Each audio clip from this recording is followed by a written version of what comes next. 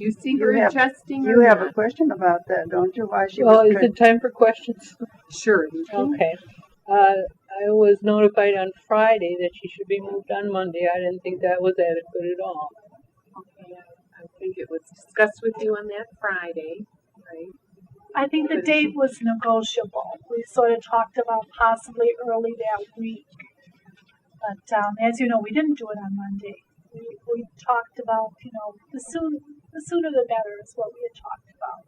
But you did want to move her, right, then, because you said so. We wanted to do it as soon as possible. Early next week is what I had said. Well, in this letter it says that they're evaluated every month, and I should expect that would be the time when you would decide that this should have been done. The room And then, change yeah, wasn't really related to the level of care letter. It was. They don't always go hand in hand. Well, then, what is the criteria? Well, I think Mrs. Bannister, your mother was no longer able to really be very self-directing. Well, and that's her level of care required more help. Well, that's level of care, whether it's called a change or isn't. That's what it is. When was the level of care changed? May. Okay. Availability of beds we talked about also, Mrs. Bannister.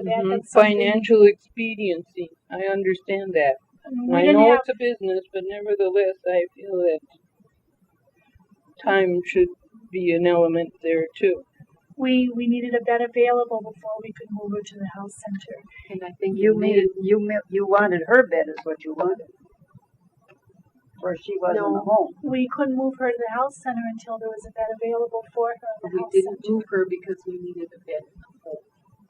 Well, I wasn't aware of that they were just waiting for a bed to become Whenever available. we have openings in the health center, then residents are reviewed, and we see what kind of care they're needing.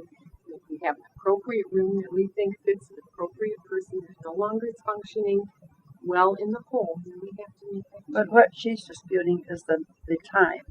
They notify her on Friday and move her on Monday. We didn't move her on Monday. You wanted to. We talked about as soon as possible. And that's not easy to get her things together and her furniture and decide what to do with what. Is that customary? Do you usually give such a short notice for moving people? Well, I guess it's just a matter of maybe I think probably what I'm hearing from you is that you weren't ready, you didn't see the need for a change. It's not that. I talked with you, Mrs. Kaiser, on Thursday, and you came in. I showed you the room on Thursday. And Mrs. Bannister, at that point, we didn't have your work phone number. I was unable to reach you on Thursday. You could have asked me. I did, Mrs. Kaiser, and you came in and looked at the room. And then on Friday, I talked with you, Mrs. Bannister. Then we did the room change on Wednesday, because that's a date that we all agreed on would work out. Do you think, okay, why don't we now let's go from there. Let's go from here now, I think we will. Let's take her first. Since she's been in the health center, Diane, what do you see? She's requiring almost total care. On some days, if we give her a washcloth and tell her to wash her face, she'll wash it. Other times, she'll just sit there and stare and not quite understand what she's supposed to do with it. Same with her eating. On some days, she'll automatically pick up the utensils and start eating. Other days, you have to say it's time to eat and just help her. And sometimes she has to be fed. She's incontinent of bowel and bladder at this time. We are taking her every 2 hours, and sometimes she's had accidents in between. She doesn't know where her room is sometimes. Some days she's in there reading, just like it's automatic that she goes there. At other days she just doesn't know what direction to do. She doesn't know where to go. Quite fearful of falling now. She had that before after her hip when we rehabbed her a couple of years ago. But now with therapy, I know she's getting to where she's not quite as fearful, although she just gets real stiffens up when we try to transfer or anything. You know, you have to give her a lot of reassurance, a lot of direction, even to get her out of a chair, say from this chair to that chair. It's just like it's not getting through what she's supposed to do, and then sometimes it's just that don't let me fall. We have to say, no, you're not going to fall. There's 2 of us right here, you know. Now since Dawn had her fit, even the low bed, she seems a little less fearful of standing up and transferring. And do you think that after she's more used to the area and is possibly able to talk, that she may become If she is able to do that, to but I talk think and walk and yeah. tell you what she But I wants? think oftentimes she does have organic brain syndrome, which would give her the confusion off and on. Some days will be better than others. She will understand us. But right now, it's more or less that she requires just total care because she can't understand what we're saying, and sometimes we can't understand what she's saying to us. Well, that's since she fell. No, that was before we noticed it. Before when she transferred over. Oh, she got a lot worse after she fell. No. She really did. That I could know. Well, maybe because of fear now.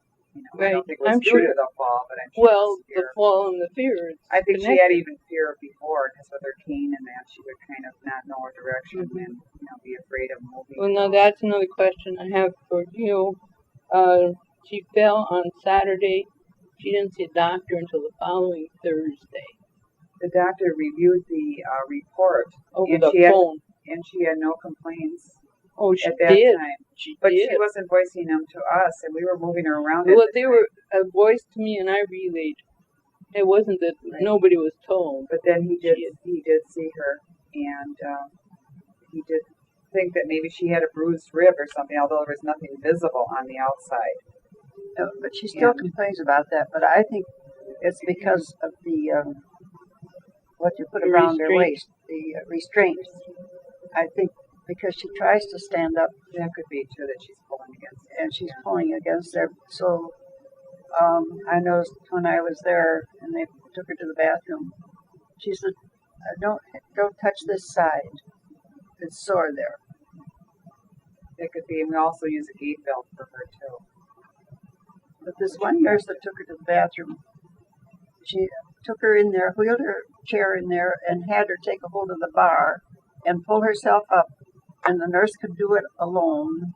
The one nurse, she didn't have any trouble with her at all. Right. Well, there are days, but she's not a consistent. Sometimes you take her in there and she won't know what the bar is for or what to do. Well, No. she made her put her hands on there. And I'm told her- saying, but sometimes Yeah. she will. She won't always follow consistently. Like 2 hours later, we could do it and she wouldn't. I think because she has trouble communicating and everybody knows it, that she should have been seen by the doctor even if she wasn't complaining. Well, it's not a routine.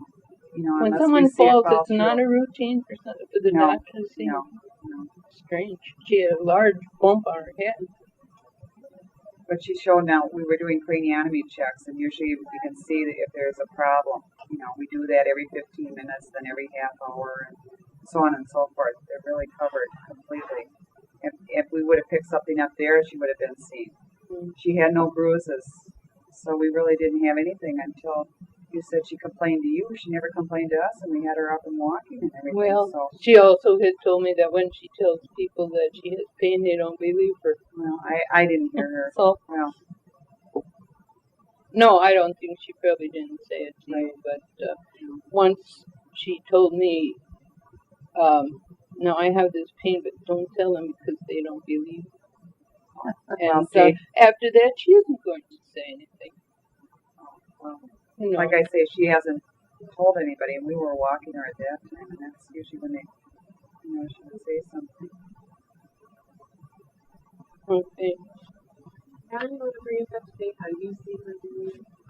Yeah, I see Doris daily, and I think she demonstrates a lot less anxiety about the environment, and we've got on a program of active exercises for arms and legs, and then the greater emphasis is on walking, and her endurance is improving. As has been reiterated, she requires a lot of cueing and encouragement, and some days does better than others, but her endurance is improving. She goes approximately 80 to 90 feet, and then we'll give her 2 or 3 trips, having her walk in the parallel bars so that she's doing reciprocal type of things with her arms and her legs.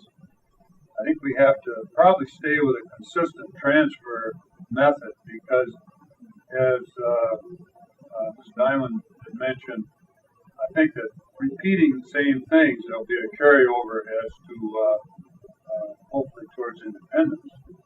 But I think she's doing better. She does have days with a lot of confusion, and you've got to give a lot of repeat input. But she's adapting much better. Does she complain about her knees? Any pain in her knees? Once in a while, but not on a consistent basis. Initially, she did complain of grip pain, but that hasn't complained in our area. Well, she's had arthritis in her knees for Sure. many years. That's nothing new. Yeah. But I just wondered, would you have started with therapy sooner if she had seen the doctor sooner? Because he's the one who recommended that she should go. No, Not necessarily. we I recommended had it. seen her. Oh, I thought the doctor recommended it. I think we kind of recommended it to him because we had seen a decrease in ambulation before this, and then after the fall, and there was fear. That You know. oftentimes is the case. Other staff will notice that there's a fall off in functional capabilities of patients, and then they'll in turn recommend it to the nurse or the nurse herself, and then it feeds down to the physician. But ultimately, he's the one who does write an order or whatever. Right. We don't for- see anybody unless we have a referral. And you feel that this is really worthwhile to pursue this? Well, I think that if she's going to develop, number one, more endurance, and to become more mobile, that it's an important thing. Yes. And once she's started to plateau, then we'll refer, if she's going to require a certain amount of assistance, we'll refer to rehab nursing to pick her up as well. Okay, thank you. You bet. What's rehab nursing? What do you mean? Well, the two people that help me down there in the afternoon work on the floor. You come to the rooms? Mm-hmm. Okay. Usually after Right. What do they charge for that?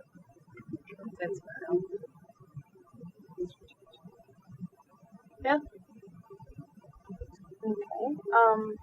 In the home, she had been eating quite well. She was frail when she came in, I'd Right. say. She took a We big jump in We weight. know that. Yeah, she took a big jump in weight and was eating pretty well. In the health center, I had noticed, well, even in the home, a beginning of having to cue more. It's time to eat now. It's meal time. Those type of things.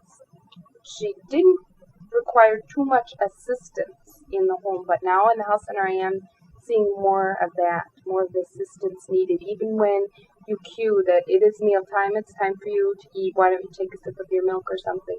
You need a little more direction and cueing. Her weight last month was up to 130, and when she came in last year, it was 106. This last Weighs 130 now.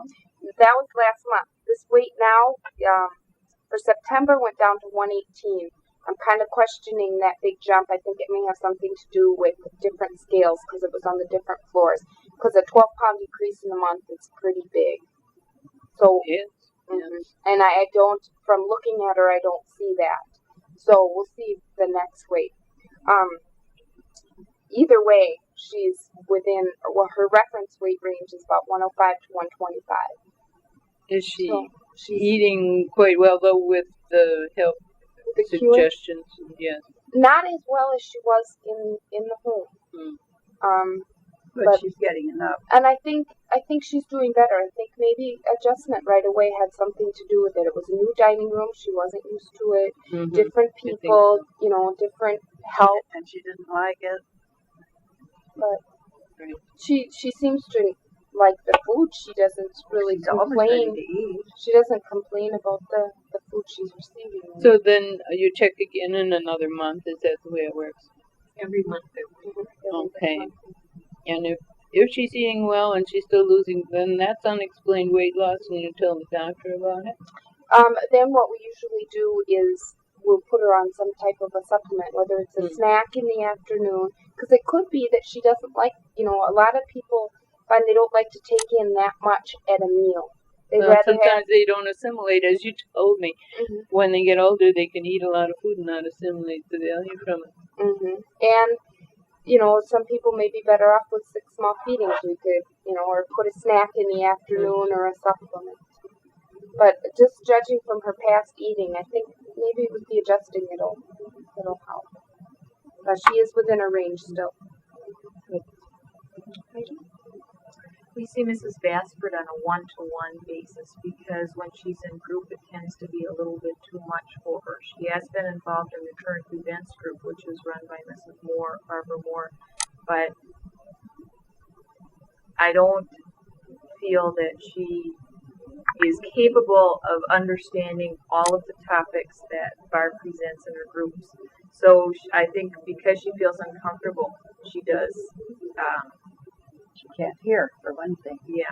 Plus, also, I think even in talking with her on a one-to-one basis, I don't think she understands to the degree that the current events group